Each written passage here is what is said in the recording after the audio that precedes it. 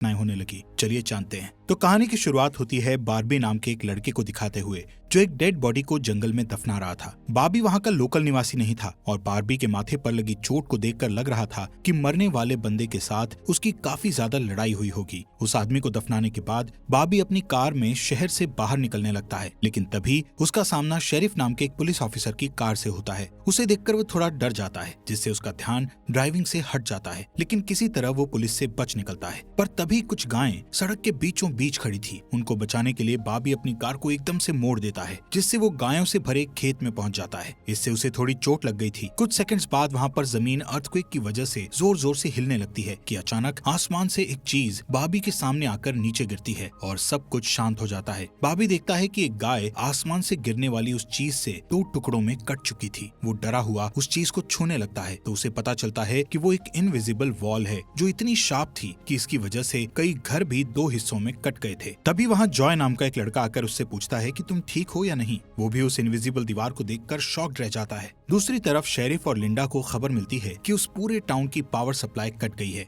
Phone lines बंद हो गई हैं और इंटरनेट भी काम नहीं कर रहा है। यहाँ तक कि सारे सैटेलाइट कनेक्शंस भी काम करना बंद कर गए थे। तभी शहर के ऊपर से उड़ रहा एक प्लेन उस इनविजिबल वॉल से टकराकर क्रैश हो जाता है, जिसे देखकर लोग और भी ज्यादा घबरा गए थे। और ये बात कंफर्म हो जाती है कि ये सिर्फ एक इनविजिबल दीवार नहीं बल्कि एक राउंड शेप डोम यानी गुम्बद है, जिसने आधे शहर को कवर कर लिया है। वहीं दूसरी साइड हम एक रेडियो स्टेशन पर फिल और उसकी असिस्टेंट डोडी को देखते हैं जो सिग्नल लाने की कोशिश कर रहे थे। वो दोनों थोड़ा कंफ्यूज थे कि अचानक सिग्नल क्यों चला गया। यहाँ पर फिल को लगता है कि ये अच्छा मौका है उनकी रेडियो रेटिंग्स को हाई करने का, इसलिए वो दोनों सिग्नल को ठीक करने में लग जाते हैं। वहीं एक फायर ट्रक डोम की दूसरी तरफ से आ रहा था, जिसे देख बार्बी ट्रक वाले को इस इनविजिबल वॉल की तरफ इशारा करता हुआ उसे रुकवाकर क्रैश होने से बचा लेता है। थोड़ी देर बाद वहाँ इन्वेस्टिगेशन करने के लिए कुछ पुलिस वाले आते हैं, पर इस इनविजिबल डोम को समझना उनके बस की बात नहीं थी। उसी समय वहाँ पर एक शहर का काउंसिलमैन जिसका नाम बिग जिम था वो भी पहुँच जाता है, लेकिन उसे भी इस डोम के बारे में कुछ भी समझ नहीं आता। यहाँ पर पुलिस को इन्फॉर्मेशन मिलती है कि उस शहर की तरफ आने वाले सभी रास्तों को बंद कर दिया गया है, क्योंकि उस डोम की वजह से बहुत सारे एक्सीडेंट हो रहे हैं। इसके थोड़ी दूर घर पर जूनियर नाम का लड़का एंजी नाम की लड़की के साथ इंटीमेट हो रहा था। एंजी पेशे से नर्स थी और जो की बड़ी बहन भी थी। इंटीमेट होने के बाद जूनियर एंजी से कहता है कि मैं तुमसे बहुत प्यार करता हूँ, लेकिन एंजी उसे कहती है कि वो उसके लिए ऐसा कुछ फील नहीं करती। इससे जूनियर का दिल टूट जाता है और उन दोनों में बहस होने लगती है। यहाँ पर उनकी बहस इतनी बढ़ जाती है कि एंजी उसे थप्पड़ मारकर वहाँ से चली जाती है। इसके बाद हम 3 लोगों की फैमिली को देखते हैं, जिसमें मदर कैरोलीन, एलिस और उन दोनों की बेटी नोरी उसी टाउन की तरफ जा रही थी। उन्हें इस बात की खबर नहीं थी कि डोम ने उस टाउन को कवर किया हुआ है। दूसरी तरफ हम जूलिया नाम की एक इन्वेस्टिगेटिव रिपोर्टर को देखते हैं, जिसका चेस्टर्स मिल शहर में बहुत नाम था। एक दिन एक औरत उसे एक सीक्रेट खबर देने के लिए कॉल करती है। वो औरत उसे बताती है कि उसने उस वीक चेस्टर्स मिल में प्रोपेन से भरे 6 ट्रक को जाते हुए देखा है और उसके हिसाब से इतनी बड़ी क्वांटिटी में प्रोपेन जैसे फ्यूल का शहर में आना किसी खतरनाक प्लान का हिस्सा हो सकता है। जूलिया उस औरत को इस बारे में इन्वेस्टिगेशन करने का वादा करती है, पर वो अपने काम में ज्यादा बिजी होने के कारण उस पर ध्यान नहीं दे पाती। वहीं बिग जिम रेडियो स्टेशन जाकर इमरजेंसी की अनाउंसमेंट करता है। कैरोलीन जो एलिस और नॉरी के साथ शहर में आ रही थी, ये अनाउंसमेंट सुन लेती है, पर उन्हें लगता है कि ये किसी तरह का एडवर्टीजमेंट है, इसलिए वो इस अनाउंसमेंट पर ध्यान नहीं देती और उनकी कार डोम से टकराते टकराते बचती है,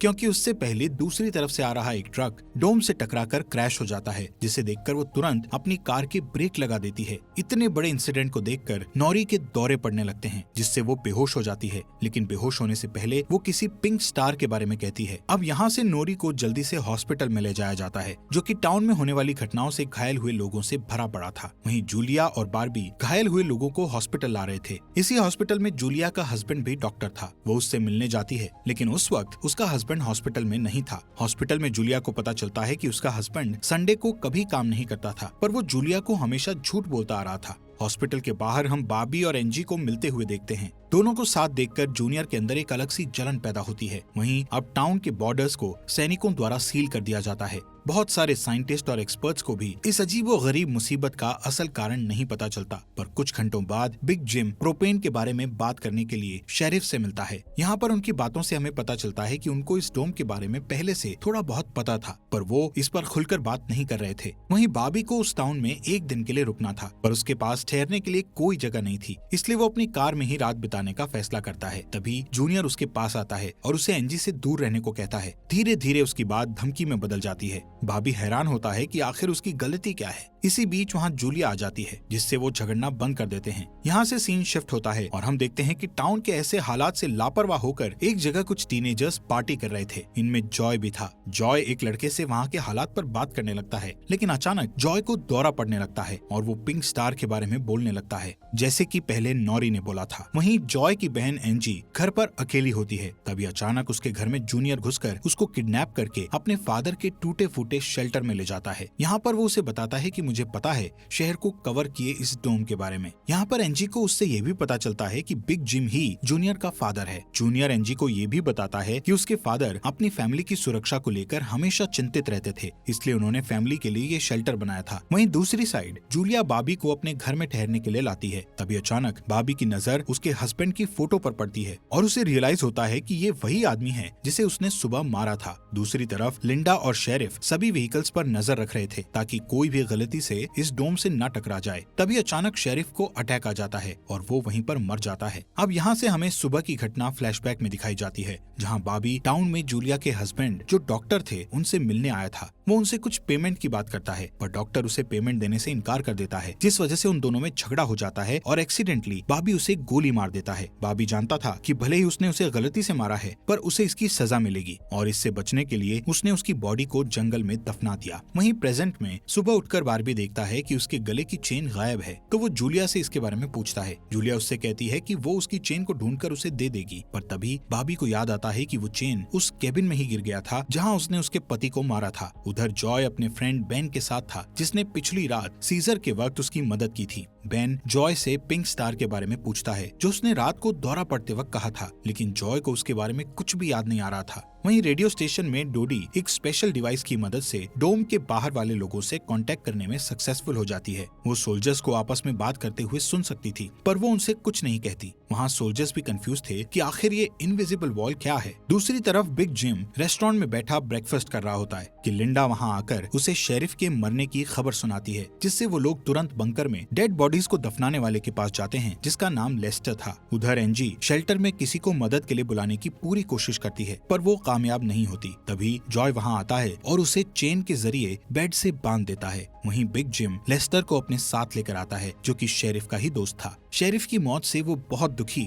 और परेशान हो जाता है। जब लिंडा उनके आसपास नहीं होती, तब वो और बिग जिम पिछले महीने होने वाले प्रोपेन के इंपोर्ट के बारे में बात करते हैं कि प्रोपेन के इंपोर्ट में उन तीनों का ही हाथ था और उन्होंने टाउन वालों से ये बात छुपाई थी। शेरिफ की मौत से ये कंफर्म हो गया था कि वो उनकी इन्वॉल्वमेंट के बारे में किसी को कुछ नहीं बता पाएगा, जो कि उनके लिए अच्छी खबर भी थी। उसी दिन बाद में लिंडा पुलिस स्टेशन आती है तो देखती है कि बिग जिम शेरिफ के ऑफिस में कुछ ढूंढ रहा है। लिंडा के पूछने पर जिम उसे कहता है कि वो वहाँ शेरिफ की वसीयत के पेपर्स ढूंढ रहा है, लेकिन असल में वो वहाँ प्रोपेन के इंपोर्ट से जुड़े पेपर्स को ढूंढने आया था, जो उसे और लेस्टर को परेशानी में डाल सकते थे। वो तुरंत बाहर आकर शेरिफ को बताता है कि मुझे लगता है वो पेपर शेरिफ के घर में होंगे, जिन्हें लाने के लिए वो लेस्टर को तुरंत उसके घर भेजता है। इसी बीच जूलिया जल्दी से रेडियो स्टेशन पर डोडी के पास जाती है, जहाँ वो देखती है कि वो लोग डिवाइस के जरिए डोम के बाहर खड़े सैनिकों की बातचीत सुन सकते हैं। उनकी बात सुनने पर जूलिया को पता चलता है कि वो लोग जमीन खोदकर डोम को बाहर निकालने की कोशिश कर रहे हैं, पर वो इस काम में कामयाब नहीं हो पा रहे हैं। इसके बाद जूलिया रेडियो के जरिए पूरे टाउन में डोम वाली खबर को फैला देती है, जिससे लोगों में डर पैदा हो जाता है और लोग घबरा जाते हैं। वहीं जॉय और बेन बॉर्डर के पास साइंटिस्ट को अपना काम करते हुए देखते हैं। साइंटिस्ट ये देखते हैं कि डोम के ऊपर पानी का क्या असर होता है, पर उन्हें ज्यादा कुछ समझ नहीं आ रहा था, जिससे वो किसी नतीजे पर नहीं पहुंच पाते। वहीं जॉय देखता है कि ये डोम एक छलनी की तरह है। वो बेन से बताता है कि इस डोम में से बिल्कुल मामूली सा पानी आर पार जा सकता है। दूसरी ओर बार्बी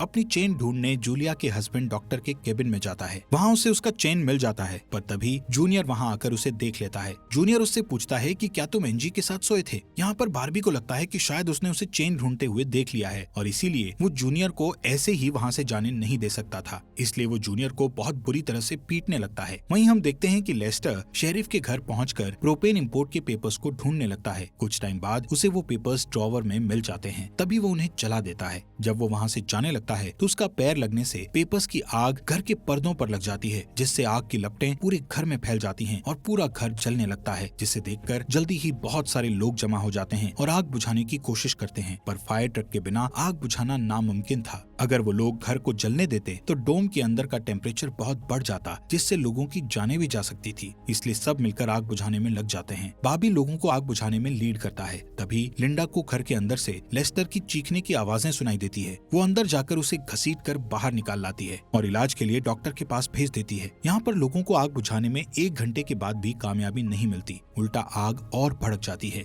आखिर में जिम लोडर लेकर आता है और घर को गिरा देता है। तब कहीं जाकर आग शांत होती है। इसके बाद सारे थके हुए लोग इकट्ठा होते हैं। उनमें से पॉल नाम का एक पुलिस वाला फ्रस्ट्रेट होकर कहता है कि हम सभी लोग इस डोम से कभी भी बाहर नहीं निकल पाएंगे, क्योंकि ये डोम आग से जो धुआं निकला है उसे बाहर नहीं निकलने दे रहा। वो कहता है कि हम सभी इस डोम के अंदर ही मरने वाले हैं। इतना कहता हुआ वो हवा में गोली चला देता है, जो कि डोम से टकराकर एक दूसरे पुलिस वाले को लग जाती है और वो तुरंत मर जाता है। यहाँ पर पॉल को अरेस्ट कर लिया जाता है। अंधेरा होने पर जॉय और उसके दोस्त स्केटिंग के लिए जाते हैं। तभी वहाँ पर नोरी जॉय के पास आकर उसे कहती है कि उसे अपना फोन चार्ज करना है। जॉय उसे अपने घर ले जाता है, क्योंकि उसके घर में जनरेटर था, जो कि उस टाउन के गिने चुने घरों में ही था। उधर लिंडा पॉल को जेल लेकर आती है। वहाँ कुछ लोग पुलिस स्टेशन के बाहर प्रोटेस्ट कर रहे थे। असल में वो लोग पुलिस के घटिया सिस्टम का विरोध कर रहे थे। जिम उन सबको ये कहकर शांत करता है कि जरूरत पड़ने पर उन सबकी मदद की जाएगी। लॉकअप में बंद होने के बाद पॉल को हार्ट अटैक आ जाता है, जिससे लिंडा उसकी मदद के लिए दौड़कर अंदर जाती है। लेकिन तभी उसे पता चलता है कि पॉल सिर्फ अटैक आने की एक्टिंग कर रहा था।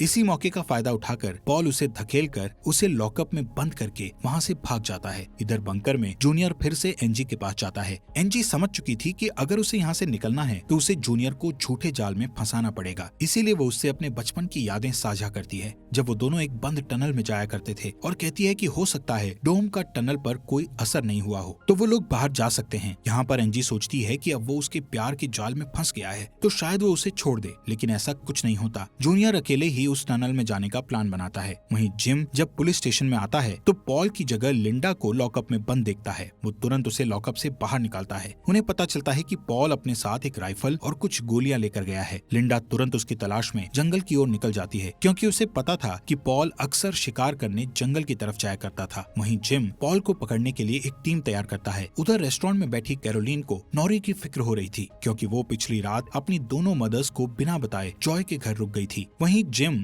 लोगों से पॉल को तलाश करने के लिए उसकी टीम ज्वाइन करने को कहता है। वो बाबी से भी उनके साथ चलने को कहता है, क्योंकि वो आग बुझाने में अच्छा लीडर साबित हुआ था। इसके बाद वो लोग जंगल में जाने लगते हैं। रास्ते में बार्बी अपनी खूबियां दिखाता हुआ उनसे कहता है कि वो मिलिट्री में भी रह चुका है। वहीं दूसरी ओर जूलिया जूनियर को टनल की तरफ जाते हुए देखती है। वो उसे रोककर पूछती है कि वो बैग पैक करके कहाँ जा रहा है, लेकिन जूनियर बहुत जल्दी में था और वो नर्वस भी था। वो कहता है कि मैं बस यहीं पास में अपने दोस्त से मिलने जा रहा हूँ। इससे जूलिया का शक उस पर और भी बढ़ जाता है और वो उसका पीछा करती हुई टनल तक पहुँच जाती है। उधर जॉय के घर पर जॉय और नॉरी साथ में नाश्ता कर रहे थे। जॉय पहले कभी किसी लड़की के साथ अकेला नहीं रहा था, इसलिए थोड़ा नर्वस फील कर रहा था, जबकि नॉरी कॉन्फिडेंट थी और बातचीत में भी हाजिर जवाब थी। तभी बेन और 2 लड़कियों को अपने साथ लेकर उसके घर आ जाता है, जिन्हें फोन चार्ज करना था। उन्हें इम्प्रेस करने के लिए बेन को जनरेटर यूज करना था, जिसके लिए जॉय बेन को थोड़ी बेदिली से इजाजत दे देता है, क्योंकि उस टाउन में जनरेटर एक बहुत काम की चीज थी और इस तरह उसका मिसयूज करना उसे सही नहीं लग रहा था।